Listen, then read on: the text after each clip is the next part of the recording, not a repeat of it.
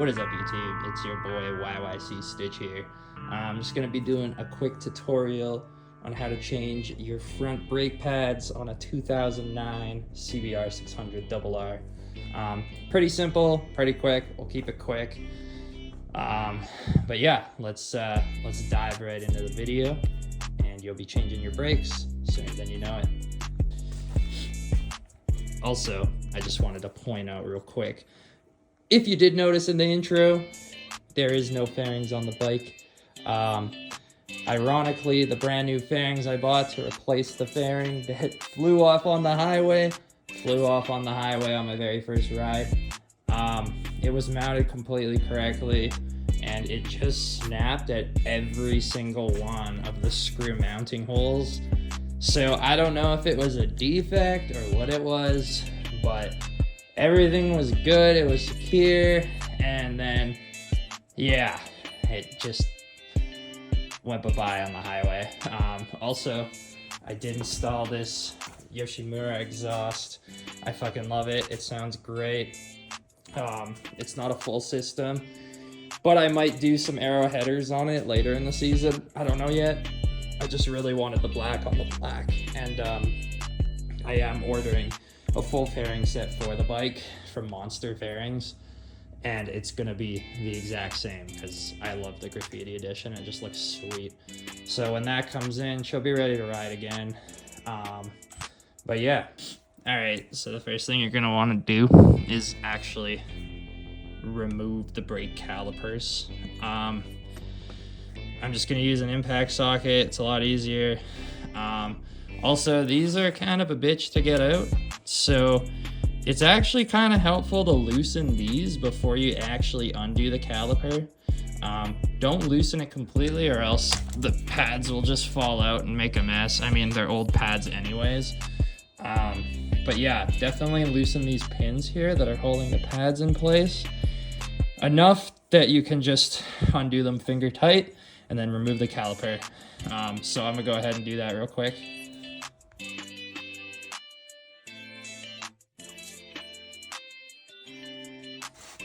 All right, so I just loosened those. They're still in. It'll hold the pads in place. Now we're just gonna loosen these guys a bit.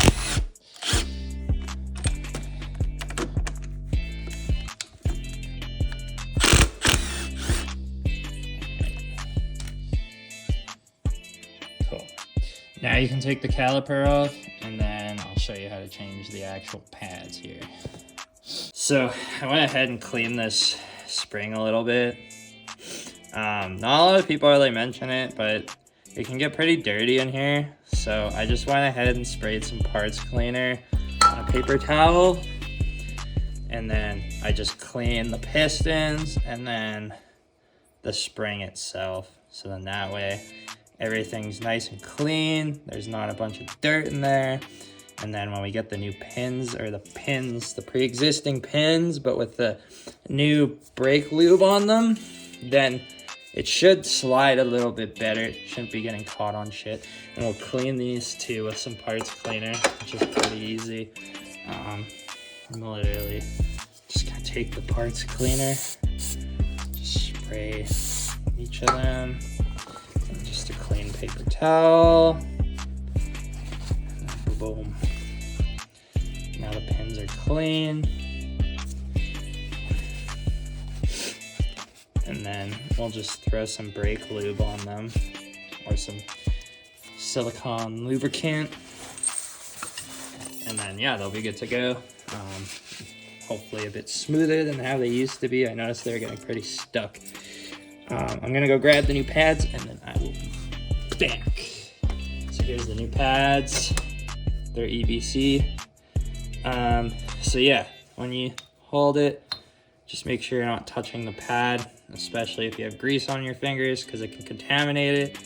So just really try and avoid that, and just hold it by the edges or the little mounting hole there. So you're just gonna drop the pads into the caliper, again, without touching the pads themselves, just the edges.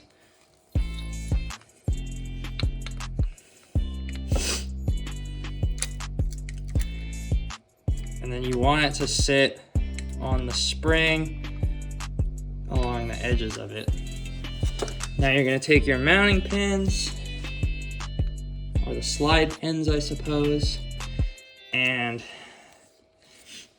you're just gonna push on the spring here so it gives it a bit of force to get that in. Because if you don't push on the spring, it does not want to go in. It just wants to just fight back on you. And then, yeah, so that one's already in. And then this one, again, I'm just gonna put it in the hole, push on the spring right here. Just kind of push it towards the actual pin, and then it'll just slide right in there like that. And then you can position the actual pads back to where they're supposed to go. So I'll just push it back.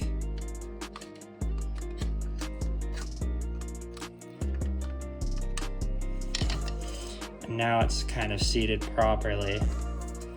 So it looks like that, and then it'll sit on the rotor itself.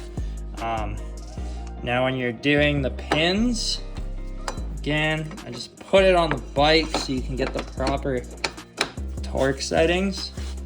So I'm gonna just torque these, and then I'm gonna take it off, make sure the pads are in the right spots, and then torque these pins up here after the screws or bolts.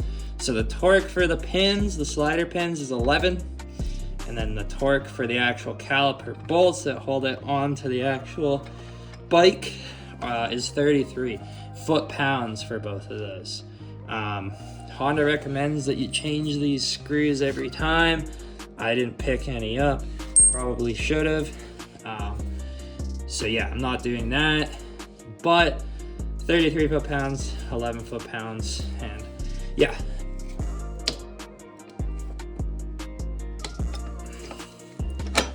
All right, that's nice and torqued now.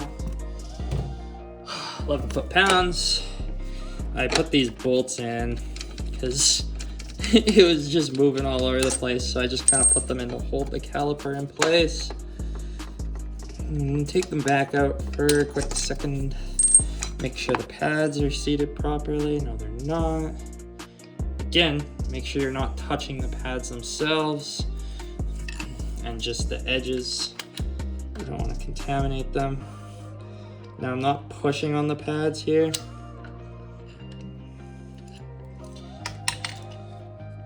Okay, that looks good to me. All right guys, so now that the caliper pins are in, or the slider pins I suppose, we're just gonna want to set the torque wrench to 33 foot-pounds. For the two bolts that hold the caliper into place. And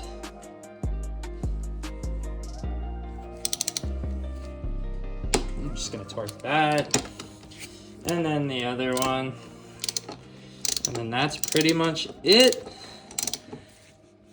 The last step, and please, for the love of God, make sure you do this before you hop on your beautiful bike and start riding. Please pump the brakes and get the pads seated on the rotor properly. So then that way you don't hop on the bike, ride halfway down the street, and then realize that you don't have brakes because you didn't move them onto the rotor because they're still probably a bit backed off. So I'm gonna go ahead and do that. I'll show you what I mean. It's pretty easy, but yeah. So you're gonna notice when you pull the lever the first couple of times, it's gonna come all the way back. It's gonna feel like there's no pressure there. And that's because there's not. Because you need the pistons to push out on the pads so they're against the rotor. Because these brake pads are new, you should only have to do it a couple of times. And then eventually, you'll start to feel some resistance. And then once you feel the resistance, the brakes are then set. And just give it a quick test too, just to make sure. So there we go. There's the resistance. So yeah, now I can't pull it all the way back to the bar. And then now the brakes are properly against the rotor, because if you were just riding and you didn't do that and you pulled it, you might get a bit of pressure on the brakes themselves and stopping power, but probably not a lot. So make sure you do that before you ride. Anyways, that's about it for the video. I'll have an update on the fairings when they come in and the next new install. I'll try and do like a full fairing install video as opposed to just like a segment kind of video and just the one. I'll try and show everything. If the color matches well, I might leave this and this just because I don't feel like changing all of that. But if not, then I'll be doing the whole bike itself. And then hopefully once that's all good and it warms up a little bit, we'll get the motor vlogs kicking in again. So anyways, thanks for watching. I hope that maybe you learned something if you didn't know how to do it, or if you just need a quick refresher. I hope this helps out. If you have any concerns, questions, things you want to see, let me know in the comments, and I'll try to respond to everybody. Actually, I will respond to everybody because I don't really get a ton of comments here. But any support is appreciated, and I appreciate all of you guys. So I'll see you guys in the next one. Peace out. Bye.